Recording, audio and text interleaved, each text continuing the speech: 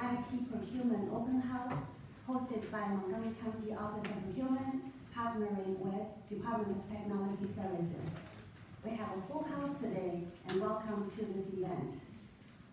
I am Grace Denham, Division Chief of Business Relations and Compliance within the Office of Procurement. And I would like to first welcome our Chief Administrative Officer, Mr. Andrew Klein, to give us welcome opening.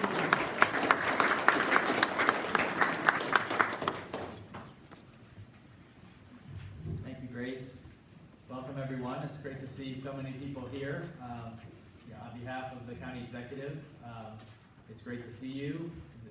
Our IT vendors are our partners in running this government efficiently and effectively, and we're looking to you to bring us solutions. The county government, as you know, is dealing with a number of challenges. This county is growing and changing, and our resources don't always keep up with those needs of our residents.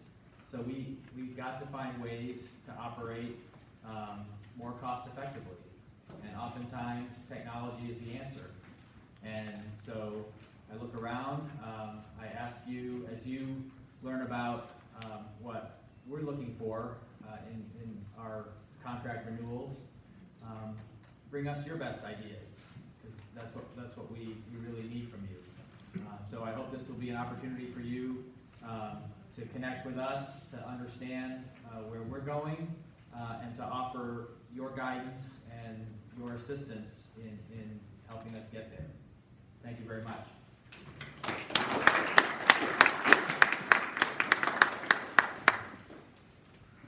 Next, I would like to introduce my new director, the Office of Procurement Director, Mr. Ash Shetty. Today marks his first month anniversary in the office.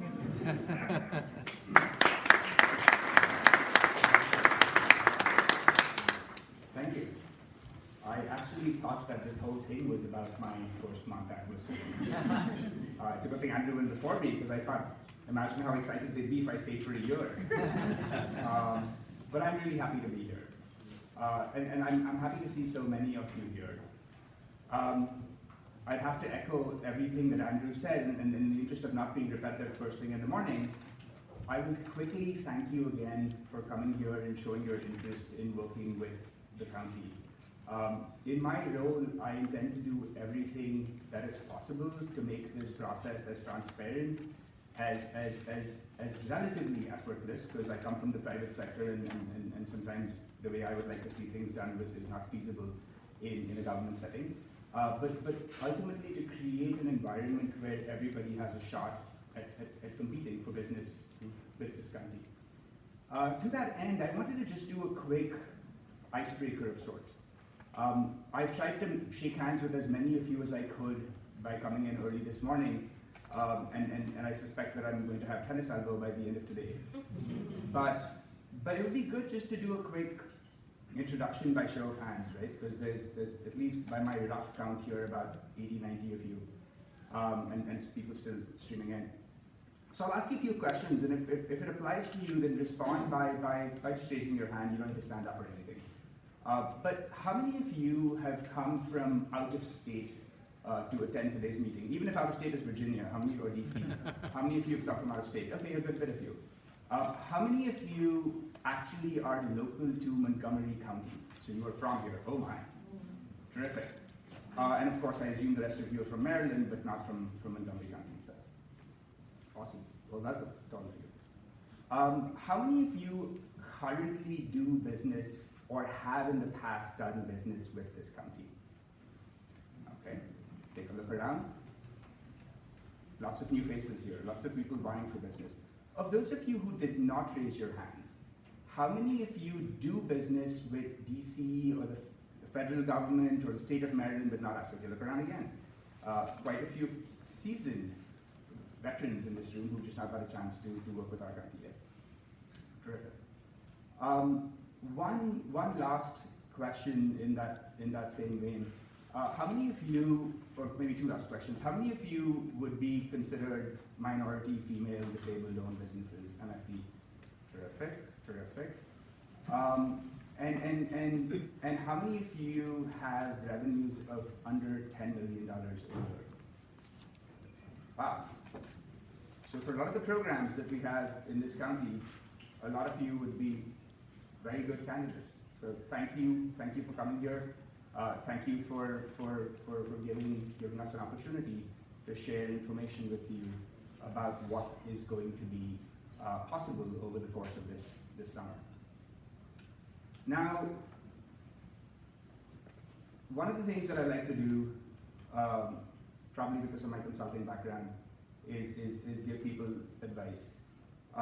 And that advice is going to come in the form of a story from one of my previous clients. I used to work with a company in Pittsburgh that makes glass, companies called PPG. And they have this story that has taken on the form of legend, but it has to do with their chicken gun. Now, bear with me for a second, because this is a slightly peculiar story. But when you're building windscreens for high-speed vehicles like airplanes, very often it becomes necessary to test the strength and resilience of that glass pane. And one way that the folks at PPG would do that is by they created this pneumatic gun, which essentially is an air-powered gun inside which you put a chicken, and they fire the chicken into the glass of the airplane. Does that make sense? Essentially to see if in flight, if it made contact with a bird, if everything would be okay. And so this high-speed rail company in France requested the use of the chicken gun. And so, by the way, that is what they call it. I'm not nicknaming it. It is officially referred to as the chicken gun. And so the chicken gun was shipped over to France. They assembled it per the instructions that came with it. They loaded it with a chicken. They intended to fire it at the train to see how well it withstands. They expected maybe a crack, but nothing more severe. But this chicken blew right through the glass panel, past where the pilot, the driver, would have been standing, and lodged itself in the bulkhead behind the pilot. And they were like, oh my, maybe we didn't calibrate this correctly. So they looked at the instructions, they recalibrated the gun, loaded another chicken, fired it again, same result. It just blew past the windscreen into the bulkhead behind. And so they sent a quick note back to the States saying, hey guys, something's wrong with the chicken gun, it's too strong. And they were like, did you check the instructions? And they said, yes, we did, we followed the instructions to the T. And then they said, did you remember to defrost the chicken?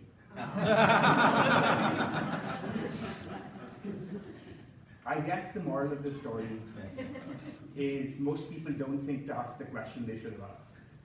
In today's session, there will be tons of time for Q&A. There will be tons of time to meet individuals one-on-one. Use that as an opportunity to ask every question that you're interested in asking about how to do business with us, because you don't want to forget to defrost the chicken. With that, I look forward to talking with those of you who I haven't met yet, but I'll turn it back over to Grace, and she'll tell you who the next speaker is for the morning. Thank you.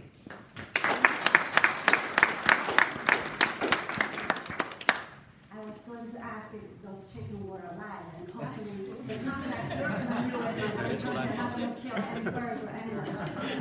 There's going to be a little screaming. So next, I would like to invite Sunny Siegel, Chief Information Officer for Montgomery County's Department of Technology Services. Without their support, we cannot have today's event because they are the one managing the contracts for the whole county IT needs. So welcome Mr. Siegel to the podium. Thank you.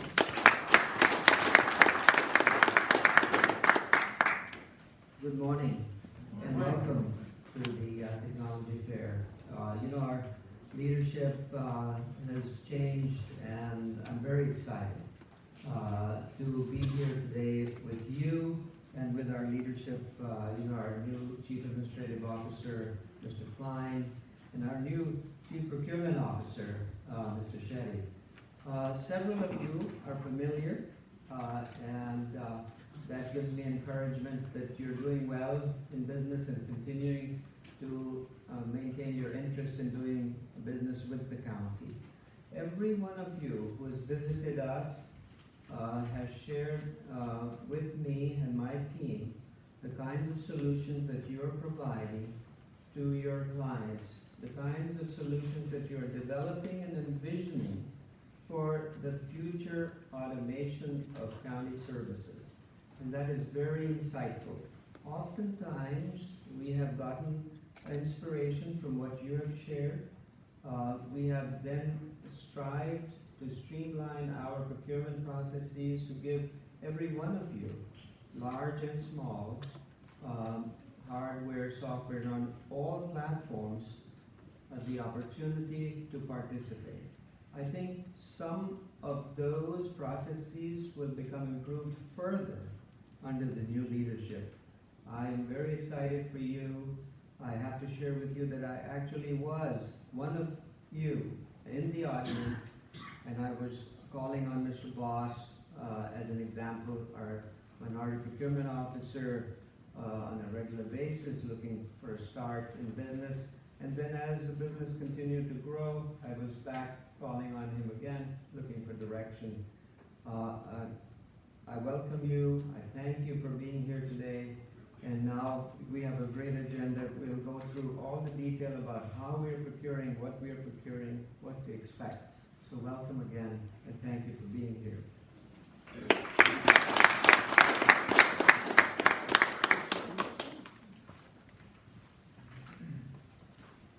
Thank you, Sunny.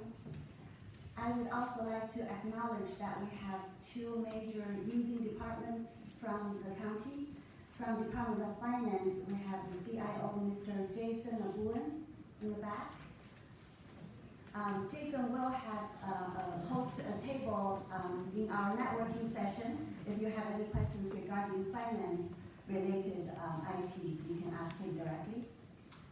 Also, we have Mr. Steve Sumkin from the Department of Health and Human Services. Steve is back there, already sitting at his table.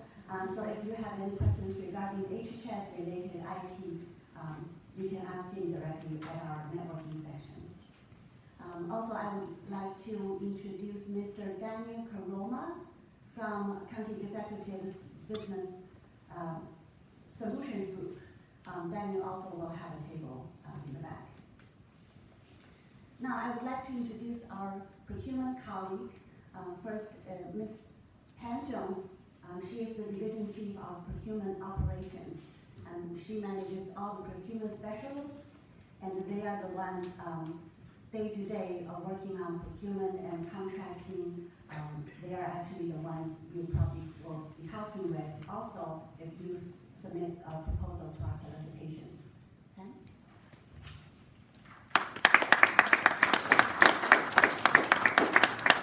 Good morning, everyone. How are you? Morning. Good, good. I'm so excited to see so many faces here today at the IT Summit. We're really excited to have this pool, and we're looking forward to having all of you participate in the upcoming solicitations that the county will be issuing. Competition is a cornerstone of what we do, so I'm excited to introduce some of the procurement specialists who've taken time out of their day to be here with you, because they are similarly as excited for the competition pool. Karen and some others said young. If you can just stand up so they can see who you are. Don't be shy. Sarah. So these are just a few of the procurement specialists here today, but we do have about 15 procurement specialists in the operations section. So for any given solicitation, you will know the name of the procurement specialist in case you do need to reach out for any questions.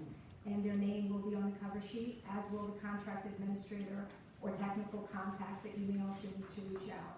If you do have questions during the solicitation process, we strongly encourage and welcome you to reach out.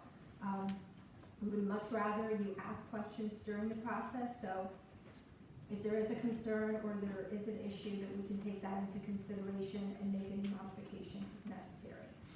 In addition, I did want to just point out that we do have contract compliance staff in the Division of Business and Relations here.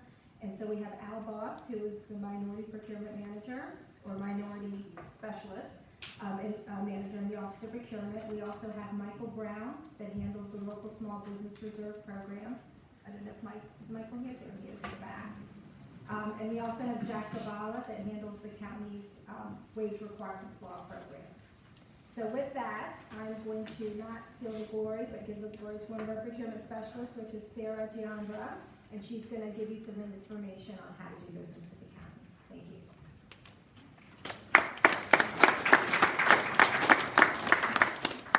Hi, everybody. As Pam said, my name is Sarah Jommer. I'm the IT buyer for Montgomery County in the Office of Procurement. And I just kind of wanted to walk you guys through some important points on our website.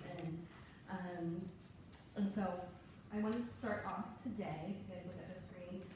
This is the Montgomery County Procurement website, and you can see up top it's montgomerykountymd.gov/pro.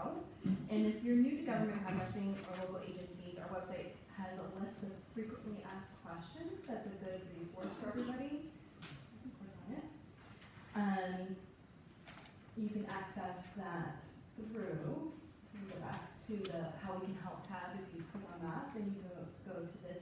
It will take you to this screen. So it has a lot of good questions here that you might have and the answers to those questions. For number 13, especially, it says, how can I register my business with the county? And if you click on this, it says, please visit CVRS to register. So you would click on that, and that will take you to this website. It's a separate website. It's a central vendor registration system, and this is a very important part of what you guys are, how you guys are going to register. So this is the county's entry portal for vendors to self-register. Please provide your legal business name when registering. That's a very important step. From there, the Department of Finance will verify tax ID and other information before it's uploaded into the county's internal system. And this is very important. Make sure you register for as many commodity codes that apply to your business as possible, because that is how you guys will get the, when we send out e-notices about solicitation opportunities, it will come through the commodity codes that you guys register for. Also, make sure you register for the on their SDOT website, the State Department of Assessment and Taxation, to do business in Maryland, and that's egov.maryland.gov. SDOT will also prove proof of your legal standing to do business in Maryland. We have another section on our website. Again, it's under the How We Can Help tab, and that is our procurement terminology. So you guys would just kind of want to familiarize yourself with these terms. They're listed in alphabetical order, and this will kind of help you identify the lingo that the county uses as part of its process. The next thing I want to show you guys is a contract search. And this is under the solicitations and contracts link. So you can go to the contract search, and that'll take you here, and you can search contracts here. Going back actually, but you can search contracts here. This is a good tool for planning purposes to be able to see when a contract is coming up for resolicitation, as well as determine the types of goods and services that the county has a need for. Under this same link, we also have current solicitations opportunities that are posted. For example, formal solicitations and informal solicitations. You can download the solicitation without providing any contact information, but we strongly suggest that you provide, which is the option 2, contact option, your email address, name, company name, so you'll get notification if the solicitation has any amendments, or there's any changes to anything. So you guys have to make sure that your valid email is on file so you can obtain all those. There's also a link on the same page. If you go down, after you search, you'll see that you can view a list of the firms that have downloaded the solicitation. So if you want to partner with them or subcontract with them, that's an option as well. And the last thing I wanted to show you guys is a calendar of events. And this is a good place to see what we've done in the past and what's coming up in the future for us in terms of events. Like Pam said, we're very much interested in increasing our competition pool, so we would love to know that your business is out there, and registering is definitely a good first step to do that. Even if you're not ready to submit your own proposal yet, coming to a pre-submission conference is a good way to learn about the process and ask any questions if you have it there. And we look forward to connecting with you soon. Thank you guys for coming.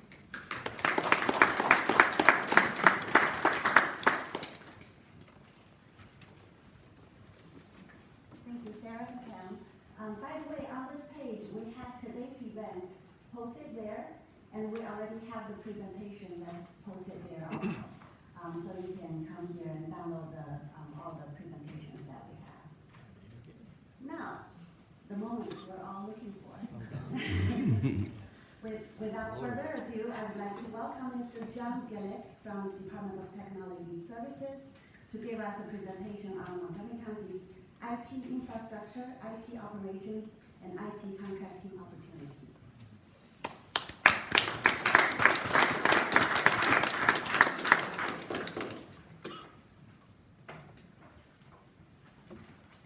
Good morning. Everybody hear me back there? All right, I apologize for that. I thought I was going to disturb some sleepers right there. I want to thank Grace and Ash and the Office of Procurement for giving us this opportunity to reach out to you guys and meet you guys, especially in the FaceTime sessions that we're going to have afterwards. I'm going to have a little bit of agenda. I apologize in advance. I'm following some really excellent speakers, and I do not have anything nearly as funny as a chicken gun. Wish I'd been warned about that one. So I'm asked to talk about a few things. We're going to talk about how Montgomery County's IT is set up, what kind of model that we use, DTS's organization. I'm from the Department of Technology Services. I don't want to steal the thunder for my next slide, but it's a centralized but not quite centralized IT organization. Then we'll highlight the big three contract vehicles that we have, the IT commodities, the MCAS and LCAS professional services series. And then I'll open it up to questions, mainly only the questions that I like, not all questions. Third time charm? Okay. Technical difficulties. You know, is there somebody here from IT? It's you, not. It's me? Oh, wait. No? Where am I pointing? It's funny. You're gonna have to stand here if it works for you again. I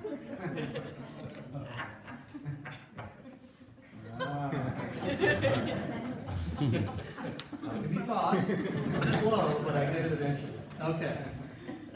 Moving on. It's awesome when it works. So as I alluded to, Montgomery County's IT model, technically centralized, decentralized, is kind of both. And what I mean by that is, Department of Technology Services is a centralized organization. We provide IT services and solutions to every county, or every department in the county. But some of our larger departments have their own IT staff, and some of them are represented here today with Health and Human Services, and Department of Finance, and a few others. It is interesting in that the sum total of resources with DTS and outside of DTS, there's a few more outside than there are inside of DTS, our centralized organization. So we went with decentralized as how we're going to classify ourselves. We serve the Department of Technology Services, serves all departments with enterprise services, a whole suite of solutions, including the large departments that have their own staff. Okay, so in a row. Hey, oh, okay, we are rolling. So DTS, this is our centralized organization. We provide technology solutions and services to all of our departments to help enable the delivery of a wide variety of government solutions to Montgomery County citizens. So we feel like we're enablers in that respect. The county executive has graciously recommended for FY20 a $44 million budget for Department of Technology Services. And that last little bullet is we won, little pat ourselves on the back. We were ranked the #1 top digital county. It's the 4th time we were ranked #1 in the country in 12 years. And I point that out. It's going to be a good segue to our next slide. We do a lot of things. We cover a lot of services. We do them well. We do them in kind of a lean budget. We are responsive. We are collaborative. We are innovative.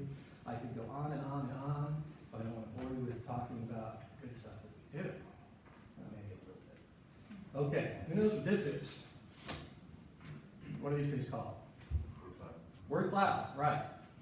I thought word vomit, but word cloud works. So this is going to be, when I was asked, what does DTS do? This is the reason why I have these cards. #1, the teleprompter was broken. I was expecting Hail to the Chief or something when I came up with this blue background. Kind of cool, right? Somewhere in the middle of this, I'm taking a selfie. Just warning you. This is why I'm holding these cards, because there's no way I'm going to remember all of these things. I think the human brain can process 7 things at a time. This is the scope of services that DTS provides, and we'll talk about a number of them when I talk about this organization. I'll pause for a minute here because there will be a quiz on all of these things in 5 minutes. This is our organization chart, okay?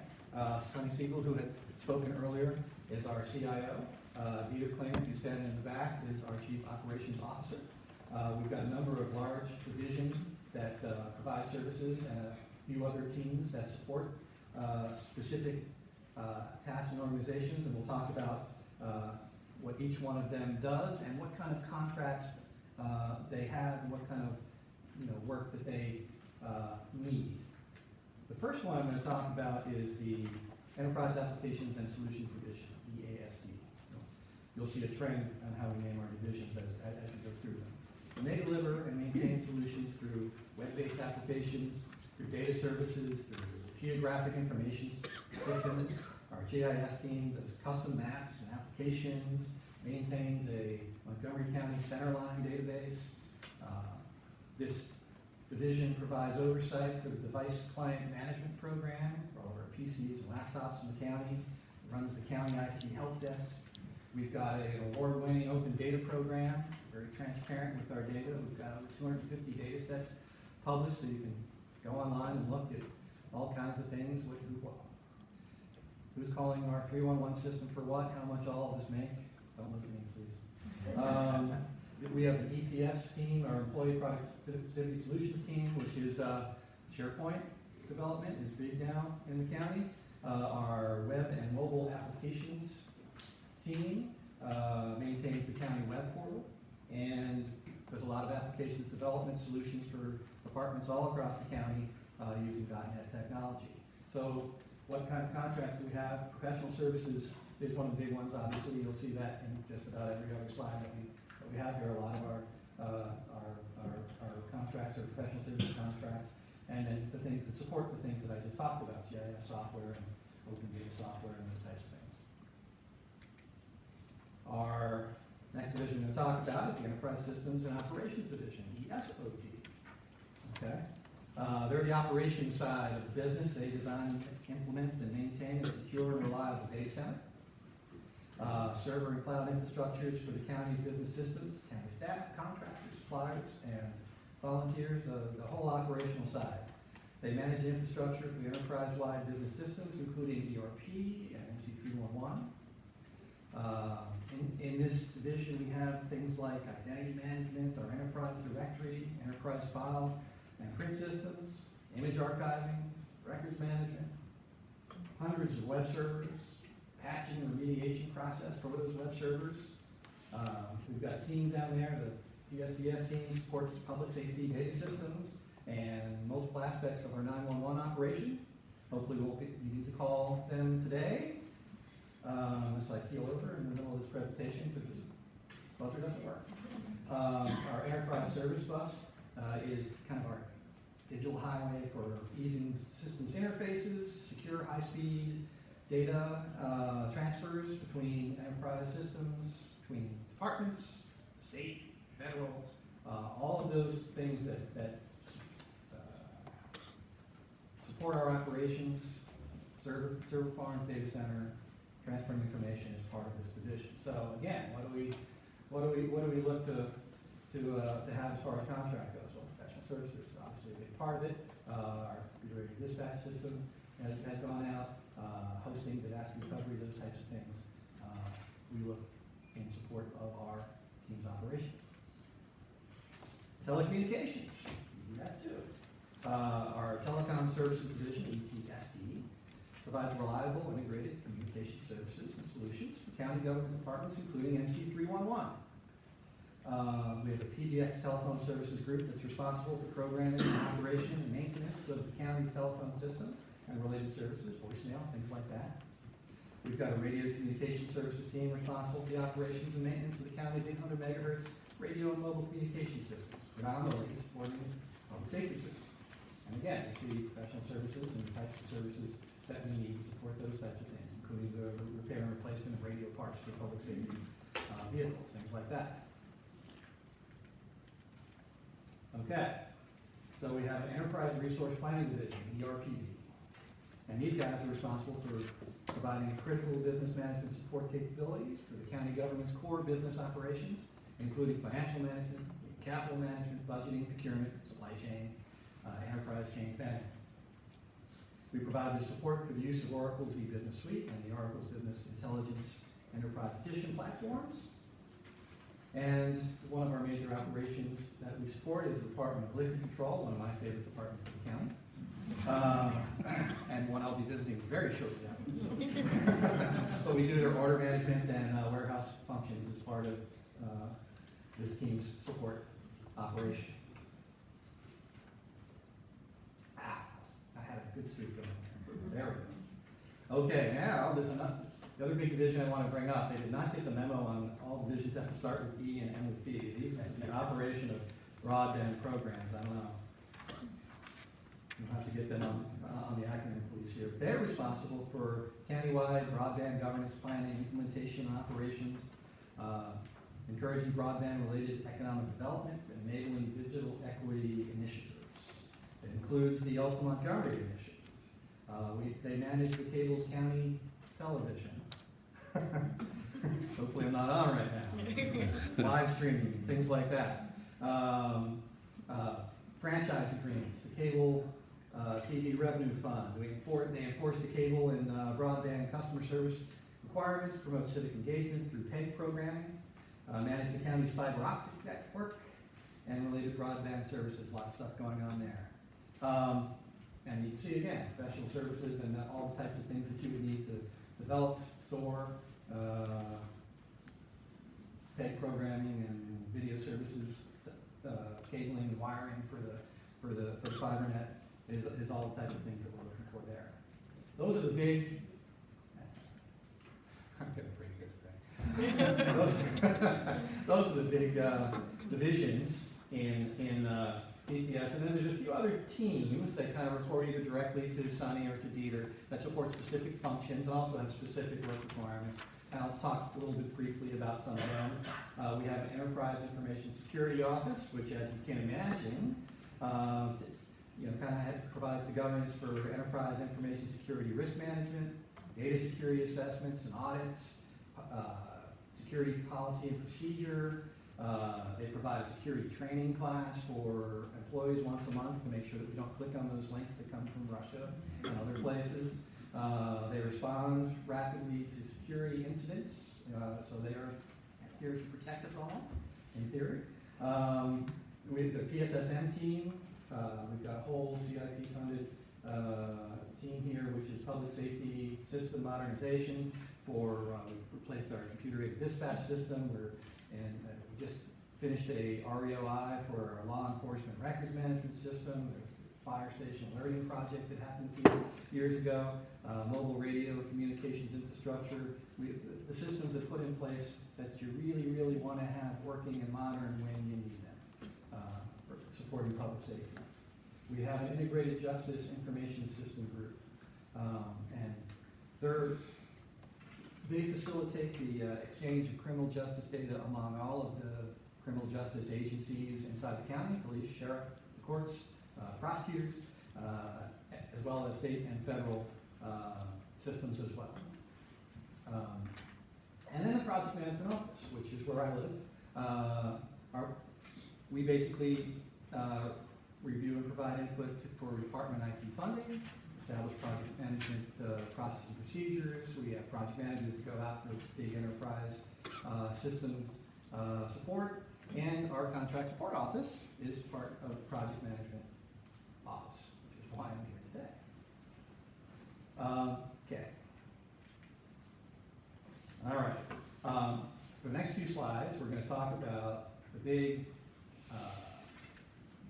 three, the big services contracts, and I'm going to introduce Nola Song, who is a member of our contract support office team. She's the prime person that folks look to when working with DTS contracts, and I will wish her better luck with this clicker than I have experienced. You can Nola? also use the mouse. Okay, sure.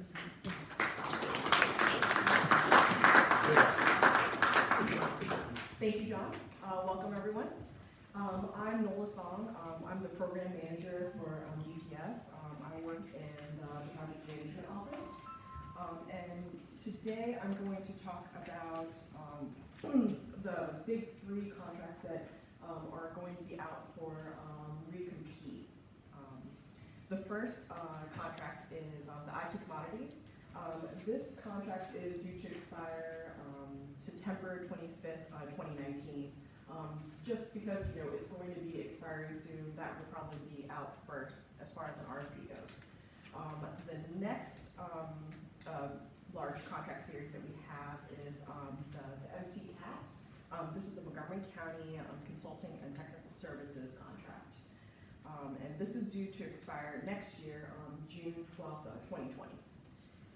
And the third contract is the LCATS. This is the LSPRP Consulting and Technical Services contract.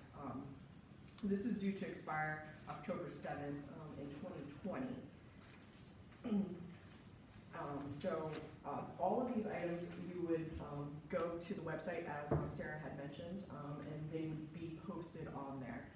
And we can talk about that later on in the breakout session. Okay?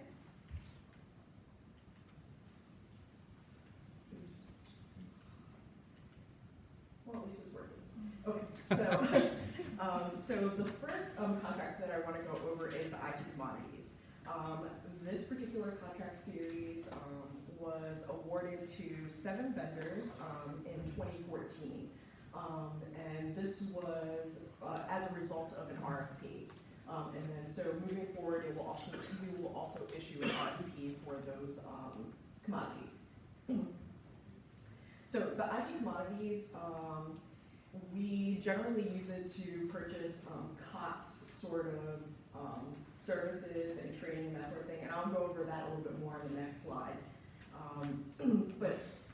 With this particular contract series, even though we have a contract with 7 vendors, we further compete those services or needs that the county has using a request for quotation.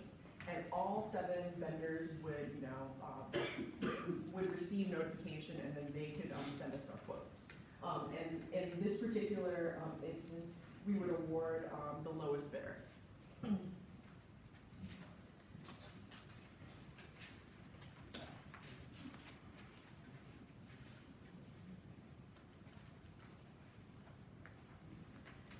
Okay, so I'm going to go over quickly what the IT commodities consist of. These are COTS products, installation, maintenance, and training, and that's what we would purchase under this particular contract. In some instances, I've seen customized printers or certain laptops. Everything else, we do have other contracts for our standard laptops and that sort of thing. Under this contract series, we also do not purchase copiers because we have a contract for that as well. Cell phone services, and other consumables like toner and that sort of thing. That would not be covered under this particular contract. Okay, and the other 2 contracts, the large ones that we're going to be out for bid are the MCATs and the LCATs. And we're talking about them together because they are similar, but there are differences as well. In this instance, we have 8 vendors for each, the MCATs and the LCAT series. And with these contracts, we have around 80 labor categories, and then there are hourly rates that are set in the contract. With this contract series, just like in IT commodities, it's further competed once we have a contract with these vendors.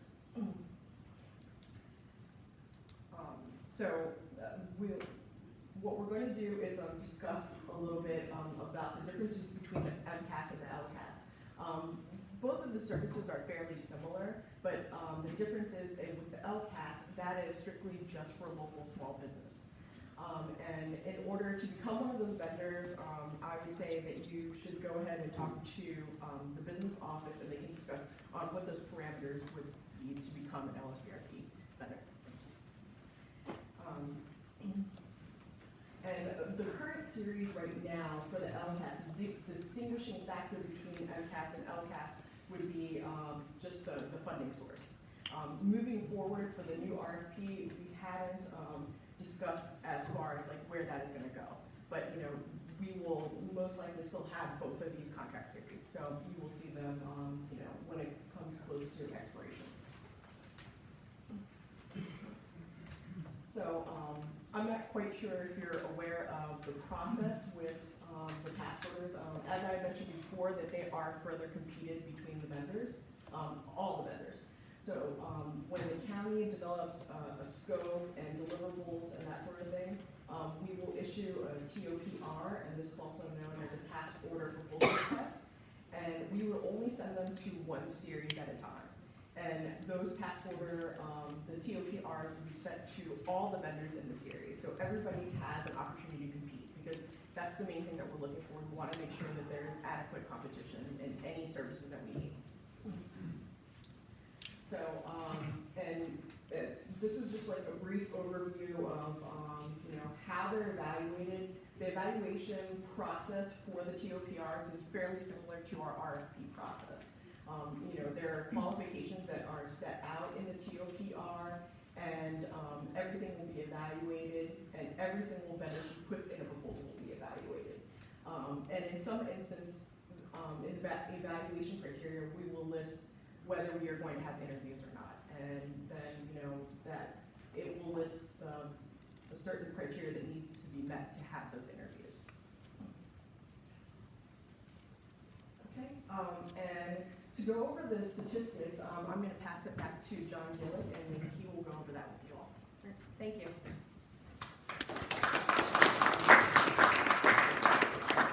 Thank you, Noah. I just really wanted to get back to my friend, Mr. Clicker here. So I promise I'll be much shorter than my last time this time. We're almost at the end here, but we wanted to just talk about, what are our top departments that use these services. I'm going to get really cocky and push a different button. Okay. So as one might expect, our centralized, but not quite centralized, Department of Technology Services uses roughly half of the professional services contracts that are issued. The two other biggest departments are the Department of Health and Human Services and the Department of Finance. So you will see in our back tables, we've got over 75% of the big hitters right here to talk to you guys.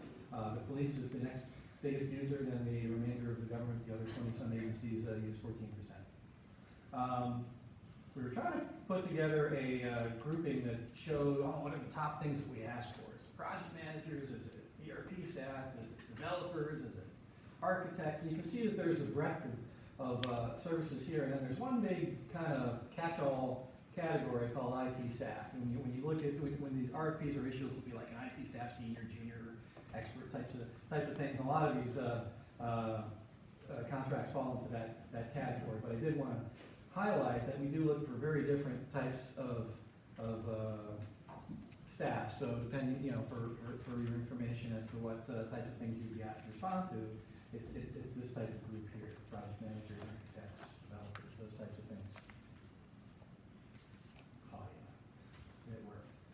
So lastly, I wanted to talk about when we come out with the RFPs for MCATs and for LCATs, and we're recompeting for the next group of roughly 8 vendors each. How are we going to evaluate the group that we're going to move forward with for the next series of contracts? Now, obviously, that would be explicitly stated in the RFPs when they are issued, but in general, the types of things that we look for are generally a company's experience, how long they've been in business, what's their capacity to provide services, right? Will be one of the bigger criteria. Obviously, price comes up. The labor categories will be asked to bid on those things, and that will be heavily weighted. Some of the other things we will look for is specific experience in the technologies and used by the county. If you go back to our word cloud, those are the things that we use in county. I think I talked to most of them when we step through our organization. So those are the types of experience groupings that we look for. And then, of course, there'll be qualifications to key staff and professional certifications that your organizations may have achieved. There's a few listed there. Will have some weight as well. So those are the types of things that we'll be evaluating on. Obviously, the specific weights and the specific things will be listed in those RFPs. That's generally how we have conducted our business with prior versions, and expect we will do the same thing. Now, I'm embracing myself for questions. I want to mention that I put this slide together before Sunday night. Otherwise, it would have been maybe the Night King or something like that. But if there's any Game of Thrones fans, and if there's not Game of Thrones fans, okay, that's one of the guys. That's all I know. Spoiler, he died about, what, first season, right? So I'm taking a risk. Don't chop my head off. Any questions before we're going to have an open table, but I'll take a few here. Sir.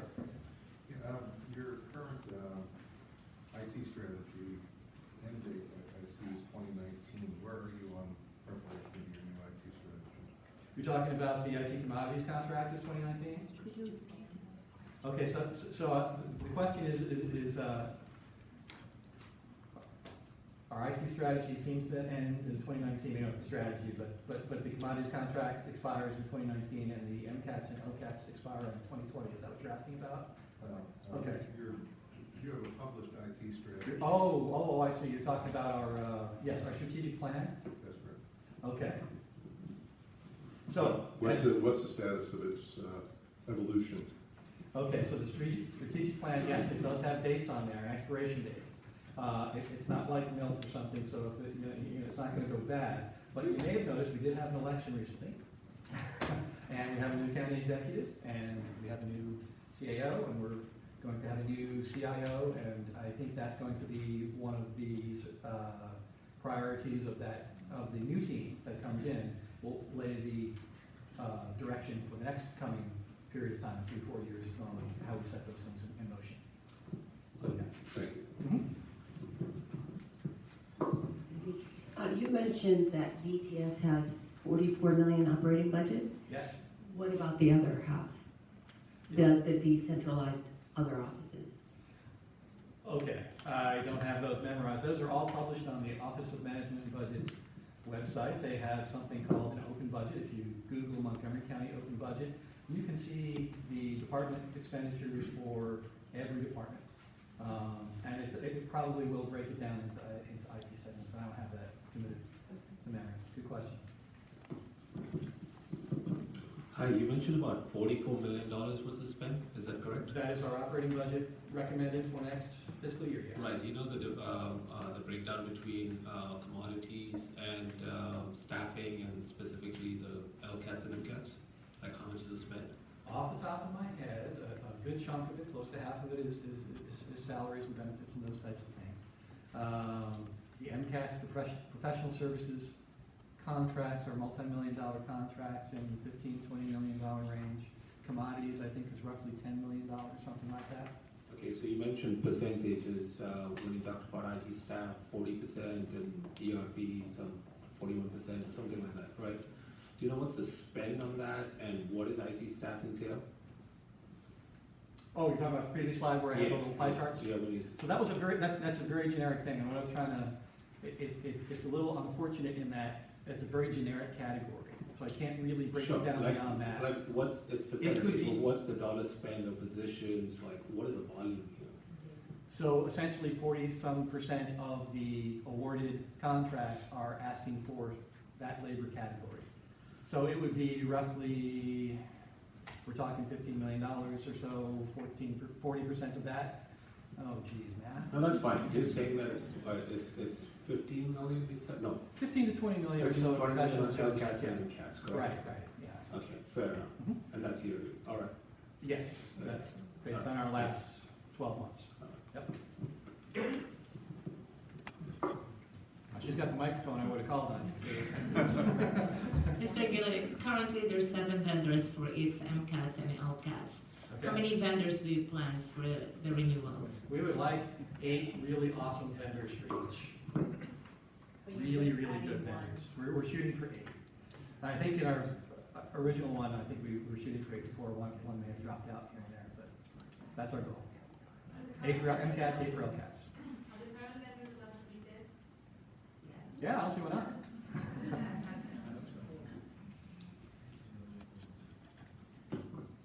Sorry, a follow-up question from there. So Sure. you have 7, you're adding 8. If you're happy with the 7, chances of them hitting is pretty good. So, well, even if I say 50-50, Right? I see a lot of audience in here, I see a lot of MCATs, LCATs, I don't see commodities questions. We're pretty much counting about 20, 30, maybe 50 people applying for what, 4 positions here, contracts? And why 8? Why not 15? And where's this coming from? Anything you can shed light on? Sure. So to address the first part of your question, I think you were kind of implying that incumbents might have an advantage in reapplying. I feel like you should, Well, if they're doing a good job. so there's going to be an evaluation criteria, and everyone's going to be applied to the same evaluation criteria. So we like to think that the opportunities are are equal. One of our evaluation criteria is not, we had you before and we liked you. It's going to be based on price, it's going to be based on experience, it's going to be based on the key factors that we talked about. Okay.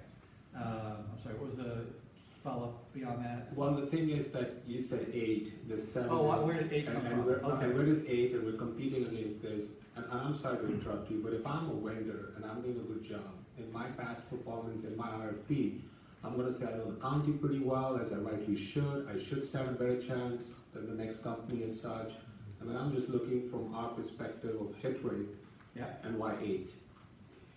Okay, so the first part, yeah, if you're an incumbent, sure, you feel confident, you kind of know what kind of bid that you put together to win before, so I feel good, but there's no built-in advantage is what I'm trying to communicate.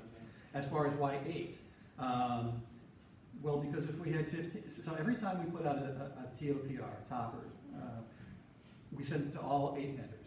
And all 8 vendors are going to reply with up to 3 to 5 resumes per hit. It's not required, but that's possible. And so the reason why we restrict it to 8 is we don't want to have go through 100 resumes or 200 resumes every time we need professional services. So it's 8 times 5, 40 max. That's why. There's only so much we can, I'm a slow reader. And you said 8 is between whatever that local... Well, no, it's 8 for MCATs, Okay. which are the larger vendors, or open to anyone really. Right. And then 8 specifically for LCATs, which is the Local Small Business Reserve Program. So there'll be 16 total awardees between the 2 contracts. Thank you. Yeah. Follow-up question for Gilly. So, in disseminating the TORP, how do you guys determine which one to disseminate to MCATs and LCATs? You know, the county is advocating more on LSRB. So a number of these vendors, I heard, they're not receiving a lot of TORP in the past. And so how do you guys determine which one to disseminate those solicitations? Okay, so you're asking essentially the throughput, how do we determine between MCATs and LCATs? And you're correct, today MCATs gets a lot more business than LCATs. And in the last contract, the last LCATs contract, the county determined that any CIP funded request would be required to go through LCATs. And that worked out fairly well while we were building out our ERP project, because that was all CIP and there was a lot more work. And now that we're in more of a maintenance mode, some of that has dried up a bit.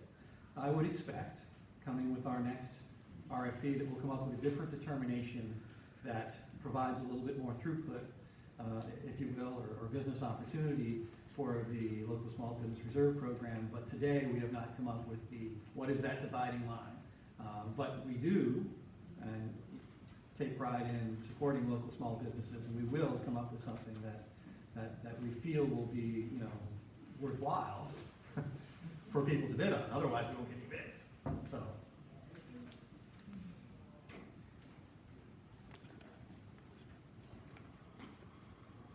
Okay, well, while it's quiet, did anybody see Game of Thrones? Nothing on that? A lot of fire, ice, no? Okay, sir? I have a question on LCAT and MCAT number of vendors. Yes. You are stating that it's going to be 8 of 8. Yes. That means almost like for the new vendors, you are directly saying that don't even bid. No. Let me give a small story. We are very successful in the federal government. We have private contracts. We are very successful in DC government. For the last 3 years, we are working with DC government and federal government. It's very hard to do business in Montgomery County. When you say 8 vendors, you are directly eliminating our local small businesses. For CATS players, they have hundreds of vendors, and we are prime contractor on CATS plus Maryland State. And we have an opportunity to respond on RFRs and RFPs. But Montgomery County is not creating the same level field for the small businesses and local businesses. So I am waiting for this opportunity for 4 years, and you are telling us the same thing.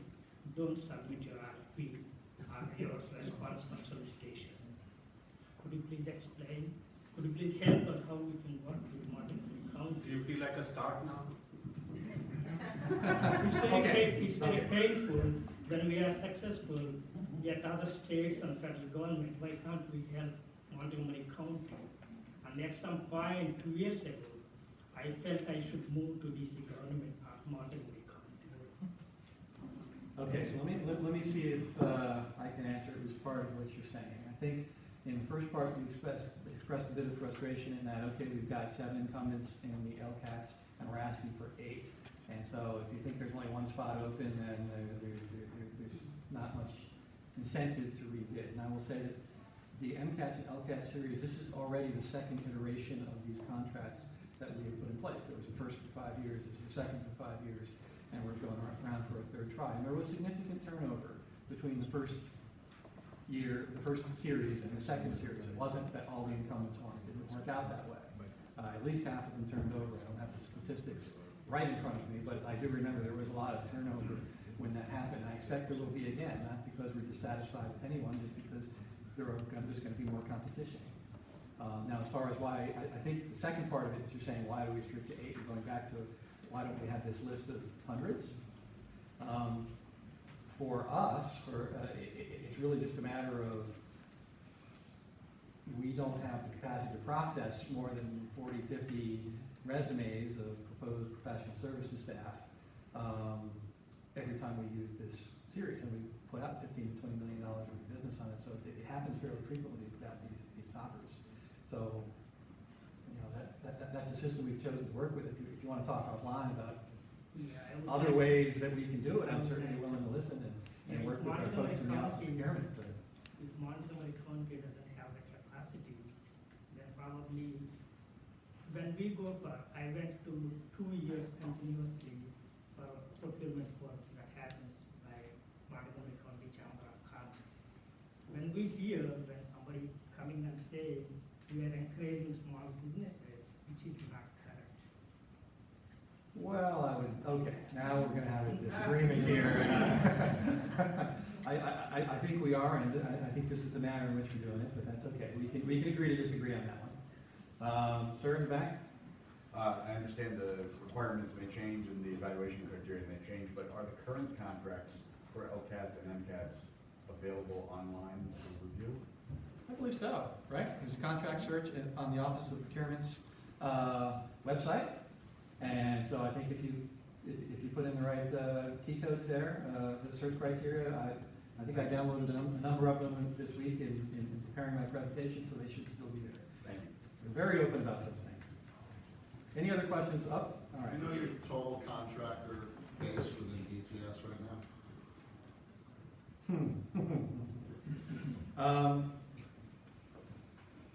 Believe, I don't have the exact number, it's between 40 and 50-ish. Okay. I believe it is about right. And HHS and finance, do you know that? No, they don't talk to me, man. You gotta It's like the last year's stuff. Yeah. Right, that's right. They decentralize my phone number. Yes, sir, in the back. Yeah. Why don't you increase the number of awardees and reduce the number of resume submission? Normally 4 resumes too high, and the maximum 2 resumes can submit for each task order from the vendors. So I just want you to consider increase the participants award. So you're suggesting more vendors, but restrict the number of candidates that can propose? I've never seen 4 resumes people are submitting for 1 position. Too much work for you. We haven't put out the RFP. I mean, we can discuss these ideas and when we, Just a suggestion, thank you. Okay, appreciate it. All right, so I don't want to, the Office of Procurement has a few more things to talk about, like how to apply for the LHBRT program, the MSP program, and lots of other interesting stuff, so I don't want to take up too much more of your time. I'm going to pass it back over to Grace, and if you guys have any further questions, Nola and I will be in the back room. I'll probably be hiding under the table, but Nola will be ready to answer your questions. I don't want to deal with this guy anymore. Thank you.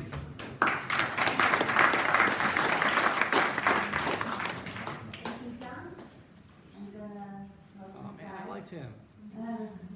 Are we going to get a copy of these slides? Yes, it's already posted online, like I showed. If you go to montgomerycountymp.gov/pro, then you'll see a tab under there says events. When you go there, you'll see the slide. So next, I would like to talk to you about, in the Office of Procurement, under my division, we manage the Minority Female Disabled Owned Program compliance, as well as the Local Small Business Reserve Program. I'm very glad to see when Ash asked the show of hands from the room, there were a lot of local businesses as well as minority-owned businesses that are here. And so this is the priority for the county executive, the county council, our department, as well as DTS, finance, and HHS. We all know that we want to do more business with local, small, and minority-owned businesses. So for these, all three large contracts that are coming out, all of them are subject to the Minority Female Disabled Owned Business Program. For professional services, the goal is 17%. So no matter who gets the contract as the prime contractor, they are required to have 17% of minority subcontracting participation. For the IT commodity code, if it is goods-based, the goal is 9%. Yeah, so for IT commodity, the prime contractors will be required to have 9% MIP participation. Out of these three contract series, at least one set will be reserved under the Local Small Business Reserve Program. That's the LCATS. So now I would like to invite two of the program managers we have in our office. First, Mr. Alvin Boss. He is the Minority Female Disabled Owned Program Manager. He's going to give you a very brief overview on the minority subcontracting program.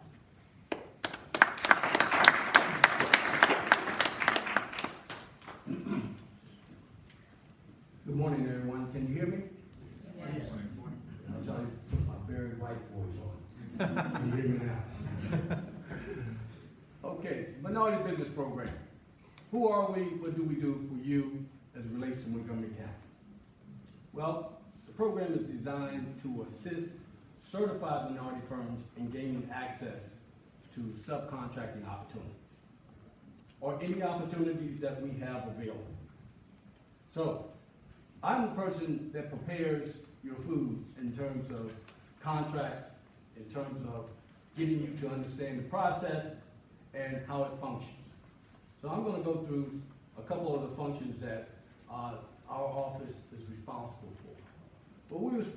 Well, at least I am, and with the assistance of my supervisor. First of all, I'd like to say our office is organized under the Office of Business Relations and Compliance.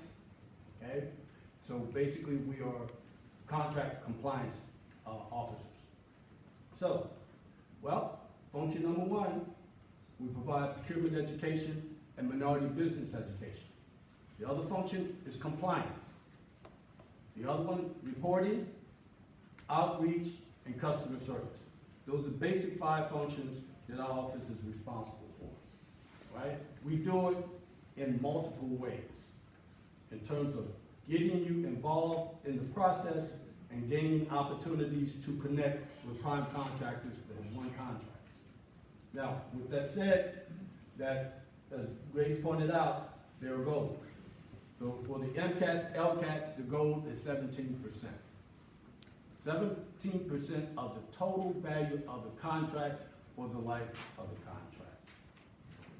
That means that that prime contractor is required to exercise their good faith efforts in doing business with the minority firm by any means possible that they can in purchasing goods and or services for a minority firm in support of the contract.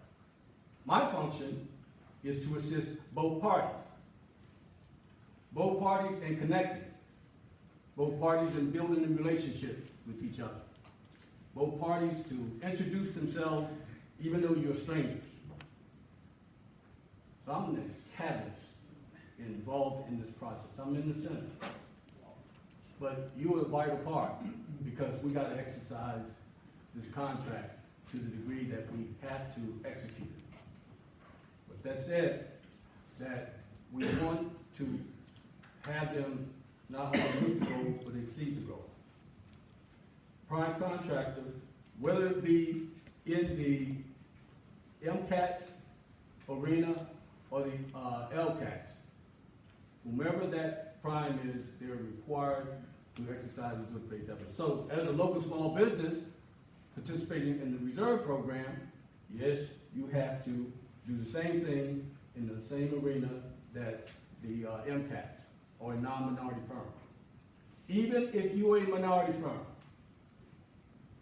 even if you are certified as a minority firm, you will be required also to do business with a minority firm or other minority firms. Now, what are the benefits to being certified as a minority business? Well, we have a bill called 4814.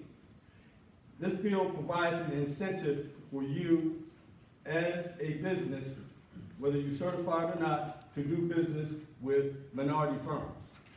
And again, we're not going to restrict you or limit you as it relates to your level of participation and support of what you're doing.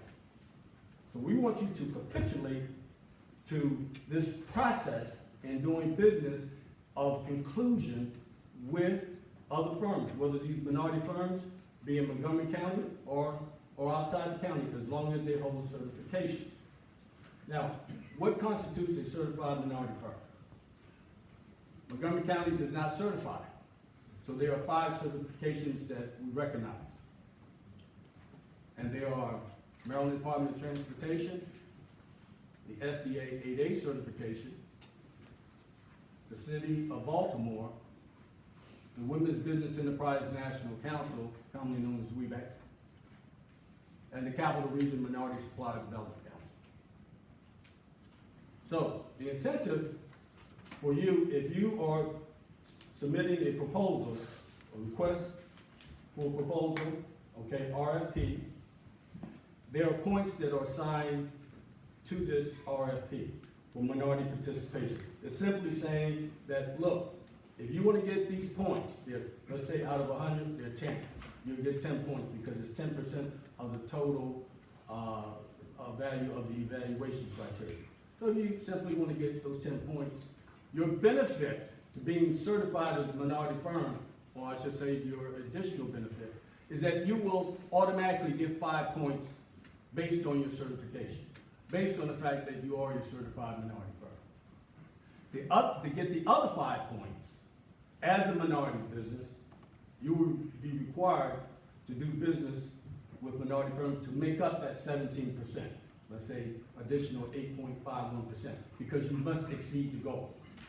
I will be there to assist you with the resources, either in identifying these minority firms or verifying for you that the minority firms that you wish to submit along with your proposal, the Minority Female Disabled Subcontractor Performance Plan, those firms that you're going to use must be certified. Now, in addition to that, I get information that you're not aware of in terms of projects that are going on. So it'd be to my best interest, or your best interest, to connect you with these prime contractors or that are looking for minority firms to meet their goal. Because without the approval of the minority business plan, there's no contract that will be executed. So it's my best interest to assist that prime contractor by any means possible, to sit down and build a relationship, because that's what it's all about. So when you are introduced, it's not about the money, not initially anyway. No, it's about the level of comfort that they are building with you and that they are comfortable in knowing that they can do business with you in you delivering a product or service in a timely manner. That's what it's all about. Now the money comes later. I mean, who doesn't, want the money? The money is there.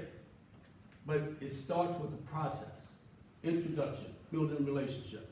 You bringing something to their table that they need, or you bringing something to their table that they don't know, that they're aware of, that you have, that they possibly need. I think that's it in terms of a broad sketch. Do I have any questions at this point? Yes, sir.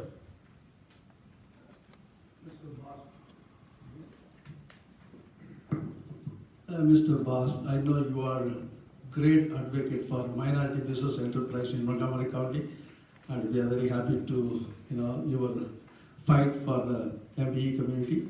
Here is the question. Last 10 years, the minority business enterprise growth has been doubled. I know you have 17%, pretty high. Is there any way you can consider comparing state of Maryland, have 30% minority business? Can you really, try to consider increasing the MBE goal? Thank you. That's a very good question. We're not competing with other programs in terms of the goals, but what I do is ask them to exceed the goal by any means that they possibly can. 17% is a start, okay? It's the floor, not the ceiling. So I do strongly encourage, and my whole thing is to build a relationship and sit down. See, I sit down with these primes one-on-one. And it's not that I'm reading any riot acts, it depends on, where we go from there. But to extend that olive branch and let them know that I'm here to support them. But we want to do this in a diverse manner, okay? We want to have inclusion, okay? Because I know you as a minority business can come in and provide a quality product or service at a very competitive and reasonable rate. It's just that they got to get to know who you are. I am going to make that happen by any means that I possibly can. But yes, that 30% goal, I like to see 40%. In fact, I just throw, percentages out there. Well, our goal is 17, and I might say, can you do 35? Depending on the dollar value. I don't know. But I want to give them an opportunity, okay, with the free will to express themselves in terms of their good faith efforts, coming to us and saying, this is what we can do. Thank you, boss. I want to share another information with John. I think the new county executive, Mark Eldrick, has very strong commitment for engaging community and business community here. Under his leadership, definitely. Actually, the last 10 years, the small business also doubled in Montgomery County. So having the 8 number of awardee goal is still you have to consider, Look at the statistics, the economic development happened in Montgomery County. I think that will definitely make sense for the business community. Thank you. Mr. Boss. Yes, sir. Good morning. Is there a process for monitoring if they meet the 17% goal, and what are the repercussions? For example, to repeat my question, is there a process for monitoring the 17% goal by large firms? And are there any repercussions for them not meeting? For example, do they lose points on the next rebid? They didn't meet? Oh no, we don't do that. We don't do that. We have a very strong and aggressive compliance program, and maybe my boss can share with you because we run into these situations periodically. Yes, the process involves that once a plan is approved, monitoring and tracking is automatic, meaning that that prime contractor will, depending on the dollar amount, if there's millions of dollars, then they're going to have to go into our online electronic prison system to update, to let us know, okay, this is how much money you got and this is how much money you spent. I like paper, nothing against electronics, but I'm old school.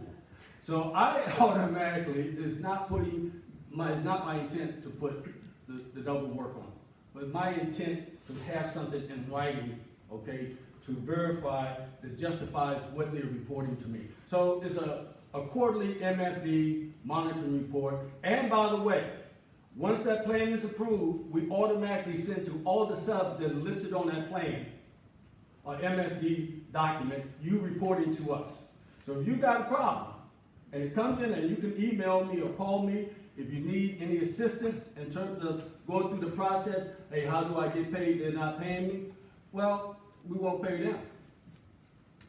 We will withhold and give them 5 days to straighten this matter out. And what I do is just gently sit down with them or call them and say, look, we got an issue. I want you to straighten it out without me coming in or our office coming in, to do anything about it. I think we understand the situation and we understand we all want to move forward and we want to get paid. 5 days, let me know what's going on. And also the sub is involved in this process. Everybody's kept in the loop. Do I have This is less a minority question and more a subcontractor question. Are there prompt payment terms in the contract for a prime contractor to pass through payments to subs? Let me see. Let me hold that mic again. Let me see if I understand your question. Can you repeat that? In some municipal contracts, there are clauses that require prompt payment. So when the county pays the prime is obligated to pass through payments to the subcontractors for appropriate performance within N number of days. Is that a standard term in Yes, that's Montgomery counties? Yes, sir. That's a standard practice. Thank you. It is when the work is completed satisfactory to the county, the prime is required to pay the sub, okay, for their work that's been satisfactory, because, look, the prime has a contract with the county. Unfortunately, there's no privity that the county has with the sub, but you can come to our office for any assistance, okay, if you're not paid within a specified time. And let me just say this, to assist you in terms of contracting, you should have something written. You should have something that agrees on your terms and conditions as to how the parties are to work with each other and proceed in doing business with each other. I strongly advocate that, because if you do have a problem, one of the first things I'm going to ask, what written agreement do you have with that prime? And the prime has every right to come to our office and say, I'm having a problem with the sub. My position is to straighten this out, to hear from both parties. Because someplace in the middle, there lies the truth. Not saying anybody's lying, but somebody may not be telling the truth. So in the middle there is the truth, and I want to find out where that lies.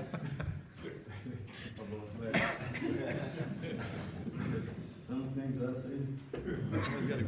Anyway, so that's the key thing, yes. Do we have a mic available? Oh, no, we have, we are. Good morning. I have a question regarding, I guess, treatment of subcontractors, which sort of piggybacks on questions asked earlier. And I think that you've addressed very thoroughly the issue of subcontractor payment. So I certainly feel pretty confident about that happening. Going back to the issue, though, of compliance with, say, the 17%. Because one of the issues that subcontractors can often have is that we're absolutely ready to provide that 17%, which we have provided for in our teaming agreements and then in subcontracts, but then that does not come to fruition. So I'm curious if you could talk a little bit more about how you ensure compliance with that 17%. So for example, you know, there's a task order that is awarded where a particular company, say Blue Sky Innovative Solutions, is a subcontractor, and we're supposed to have 17% of the work. But for whatever reason, we participated in the proposal, provided candidates, etc., but we're not getting the 17%, nor, even though we're providing strong candidates. So I'm curious as to how you ensure compliance with those goals, and what teeth are put into the process, so what ramifications prime contractors face when they don't hit those goals. Okay, that's a very good question. As I stated earlier, that we have a very strong and aggressive compliance program. That takes precedence just about over everything else that I mentioned as it relates to the four functions. Let me expound on that. When that contract is awarded to that prime, that MFD plan becomes part and parcel of the contract, okay? Because they sign off and saying that this is what we're gonna commit to. We gotta understand, and that's why it's important that you have a contract with the understanding in terms of what you're contracting into with that prime, okay? Now, task orders, I think you mentioned that. Task orders are different from what I call your straight and narrow contracts, meaning that you're building the building and you got 3 years on the contract and so forth. Yes, a compliance is expected. We expect you, through your due diligence, to report to us that yes, you have no problems. Yes, on that document, you would have the amount that you invoiced them, and the amount that you got paid off that invoice, okay? That prime contractor reports on a quarterly basis all the subs that they've used, the MFD category, the dollars they were paid, the percentage, and the total value of the contract for that quarter or that period of time, and the percentage. Now, that is just a snapshot, but there's a bigger picture, because we're waiting for the picture to end, you know, given the life of the contract, let's say in 2 or 3 years. You will let us know that, yes, we are getting paid and we've gotten paid, okay? Now, the 17% could very well be spread out among others. I have to be fair and reasonable and not capricious in terms of my judgment as it relates to certain type of contracts, as it relates to your participation and involvement. Because if you get our office involved, then that could be another situation between you and the prime. I don't want that. What I want is a cohesive relationship that exists pretty much like a marriage. You're in it, but you ain't getting out of it. Okay, well, you can't get out of it. There's some consequences. Believe me, I'm not going to go into that. But I will say this. As far as the prime, the consequences to the prime, if we have a problem right then and there, and that's why I say it's in the moment in terms of what this office does as it relates to monitoring and tracking. We want to correct that problem right then and there, because we don't want to wait down the road and say it's too late. Oh, like a doctor would say, well, you know, Ms. Boss said, you don't die. Well, we could have, you know, taken care of it. Well, yeah, we could have, but, you know, we just want to wait and see. No, this is not a wait and see moment. This is a moment that needs to be taken care of as soon as possible so the correction will not be corrected at the end. So the monitoring tracking is important. Yes, we want to give the prime every opportunity to justify why they're not paying. If the county's not paying them, then I'll do a due diligence and call the using agency or department and ask, hey, when was the last time they paid? Again, I'm not saying that they're lying, but somebody may not be telling the truth. And I'm there to find out how we can calibrate this when we can move forward. Does that answer your question? I think so, for the most part. It sounds like you're focused more on prevention of the problem at the end than necessarily penalties for the crime. Yeah. Well, the penalties, I hate to use that word penalties, but we can assess liquidated damages. We can withhold payments. And I can possibly put in something to my boss in turn, and maybe broadcast it to the using agency that, you know, there's a consistency in terms of their process with us in doing business with you, okay? And no one wants a reputation, and I'm not trying to damage that, okay? I'm trying to bring two parties together to work cohesively to achieve our objective as it relates to Montgomery County's contract. Now, does that answer the question? Okay. Thank you. My boss is, oh, we have one more. Yes, sir. Yes, Mr. Boss, you speak of your office being the catalyst in bringing two parties together, primarily minority subcontractors or prime on a contract. Do you have any plan in place that initiate this process and being a part of the process from the initial phase? Back to the lady question, the phase you guys spoke about where there was a problem was starting from the beginning. To would you have a plan going forward, like a networking event that you are going to introduce these two companies or several companies that want to do business together, or is it based on the companies selecting who they're going to do business with? Well, our program is predicated on giving you an opportunity to engage, to succeed or fail with, you know, whomever. Our office cannot dictate, okay, who a prime uses, okay? I can make the referral, and I can guarantee that they will talk to you. Because I do follow-ups. I do conference calls to let you know that I'm there to make sure that you are treated fair and equitable. I'm there to make sure that they're taking their calls, so I can see that they're exercising their good faith effort. So you might say, hey, Mr. Boss, I tried 2 weeks and they haven't picked up, and I'll say, okay, sir, hold on, let me give them a call. We'll do a 3-way. The key thing is money, and I love money, and I'm quite sure you do too. Okay? So if they have an interest in wanting that contract executed, then they have to engage in this process, at least engaging you, giving you the opportunity to hear you out and see what you can bring to the table. Did I answer your question? Yes, sir. Thank you. I'll be back there somewhere, and I'll take any questions, at that point in time. But I thank you for your time and consideration.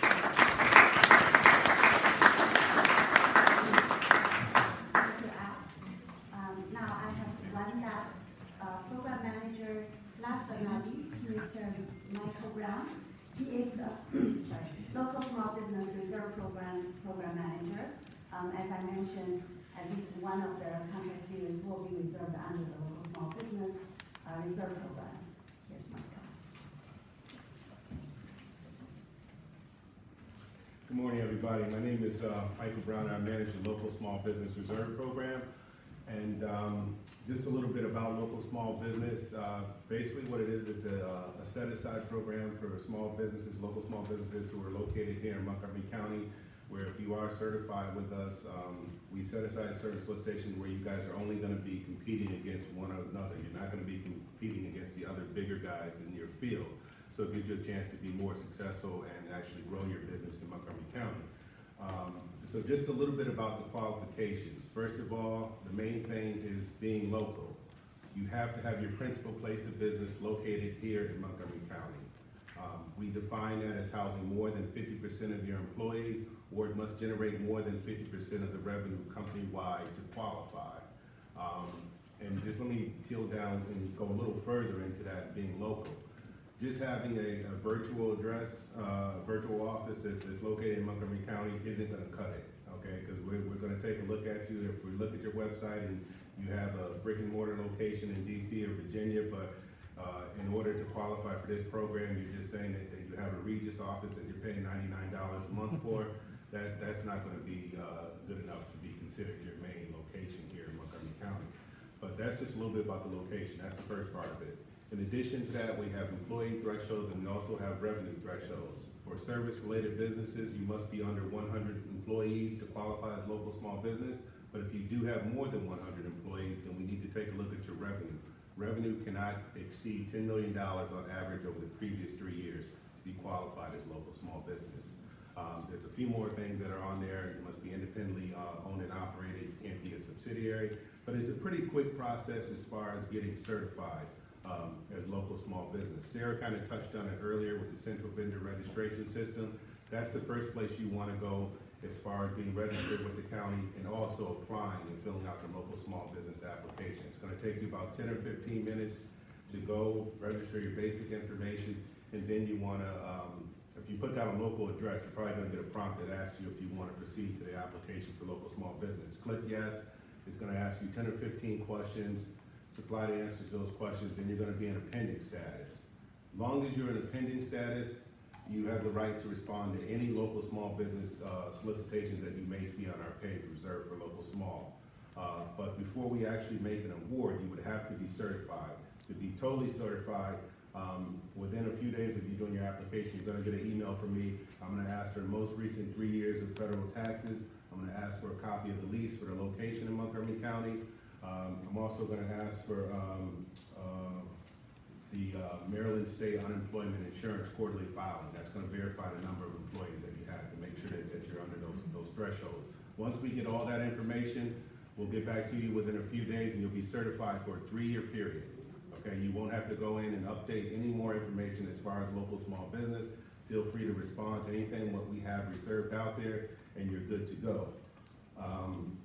So if you do plan on responding to the LCAT's opportunity that's going to come out, I saw a bunch of hands that went up as far as local vendors. Now is the time to get registered. You know, don't get all excited and start team building and trying to put proposals together and figure out your plan and get tripped up by one little small thing, local small business. If you aren't certified, you could have the best proposal in the world, but unfortunately, it's not even gonna get looked at if you aren't squared away with local small business. Like I say, it's a very quick process to go ahead and put that application in, so do not cheat yourself as far as local small business is concerned. In addition to registering on CDRS, I also want to tell you to put as many commodity codes as possible in your profile. Sarah talked about that earlier too, because even if you're a small IT company and you aren't really ready to go after a true RFP, there are direct purchase orders that come out from time to time, and those are purchases that are under $10,000. If you're in the database and of departments, they may want, you know, maybe a $6,000, $7,000 purchase, just a really small thing that they're working on. They can contact you directly, ask for a quote, and if they like your quote or everything fits, they can, you know, contract with you directly. So that's another benefit of being in our database and being local small business. I want to add, each department is charged with spending 20% of their available procurement dollars with local small businesses. So if they are doing these direct purchase orders, basically you're going to stand out as being certified as local small business because they're going to get points toward that 20% goal by doing business with you. So you definitely want to be in there. If you are local and you're not certified as local small business, you're doing yourself a huge disservice. So I just want to say there's no reason for you not to go ahead and get certified. If there's any questions as far as how to navigate the process, I'm always available. My number is 240-777-9913. So that's pretty much local small business. There's not much to really go back and forth about. It's a pretty straightforward process. But I'd also like to talk about our local business subcontracting program. That's a new program, new certification that we're currently working with. Whereas if you are local, you don't have to be small. If you're local and you can show that your principal place of business is in Montgomery County, it's a subcontracting program, whereas the bigger contracts that are valued at $10 million or above are subject to it, so we're asking for 10% local participation on those larger contracts. So that's another way to get in if you are local too. So once you're certifying as local small business, also make sure that you get certified as a local vendor with Montgomery County. Are there any questions at this point as far as local small business? Sure. I don't see a lot of opportunities that come out for the LSR DRP program. Are you guys looking to do a little bit more in the local community with that small business opportunities? Yeah, we're always trying to get the opportunities out there. Just like I said about when you're registering, make sure you put as many commodity codes. A lot of times we'll get approached by departments wanting exemptions for certain opportunities. And they may say, you know, Mike, I looked on, this is the commodity code we're going out under. I looked in the database and I only see one or two local small vendors in there. So it's not a competitive pool. So, and you know, sometimes I'll go out, I'll put out recruitment notices to kind of beat the bushes and see if we do have some folks in Montgomery County that are local who can respond. But if I can't show a department at least 4 or 5 vendors and say we got a competitive pool where these local smalls are gonna compete, then I have to give the exemption. So, you know, it's on you guys and it's on me, but you know, I need to know that you're out there, you know, so make sure you're registered, make sure you're registered for the newsletter, because sometimes I'll put those notices out through there, and anything that goes out local small business is also gonna go out through our newsletter. So it's really about trying to communicate and you know, you guys letting us know that you're out there, and we're trying to put the word out there for these opportunities. So we're always trying to, you know, bring more local small businesses in. No more questions? Thanks for your time.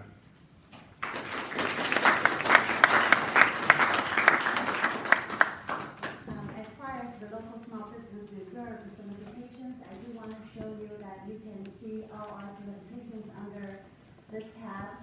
And anything that has a local small business reserve program, for example, this one, that is reserved under the LSJRP. And as far as I know, we have at least some local small business solicitation reserved on the website on a daily basis. I haven't seen any day that if I open the site up, there's no solicitation that's reserved under the LSJRP. And Michael and I actually get to see each and to evaluate and try to reserve as many local small business solicitations as we can. And also, I do want to emphasize, you are looking at the formal solicitation tab, and make sure you're also clicking these other tabs, because there are other solicitations. For example, this is the informal solicitations, and there's some open solicitations. Sometimes I do see IT-related staffing possibly over there too.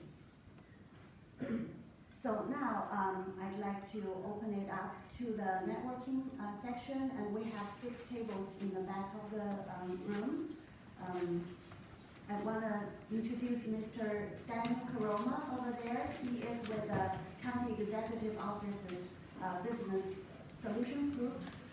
He wants me to remind you that the County Executive is having these 4 business listening sessions. The next one is Monday, May 6th at the East County facility. The business... Yes, so can I quickly Sure. we're looking for specific challenges that businesses are having in doing business with the county government or doing business in Montgomery County. We're actually capturing that information, and out of the 4 business listening sessions that the county executive and county council vice president Sidney Cutt is having, we are looking to benchmark processes. If you can do business somewhere else and you can't do it in Montgomery County, our county executives come in to make sure that that does not happen. So again, it's on the website.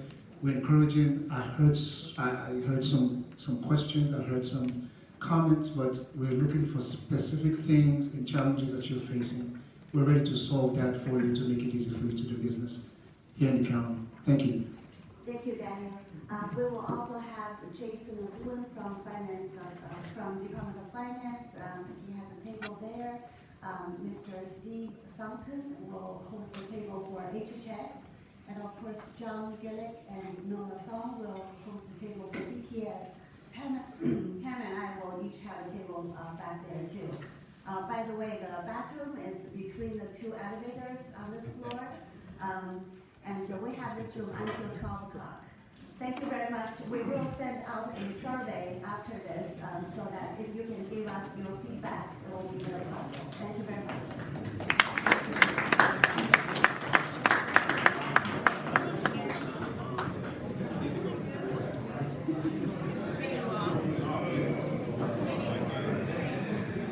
Hi there, how are you?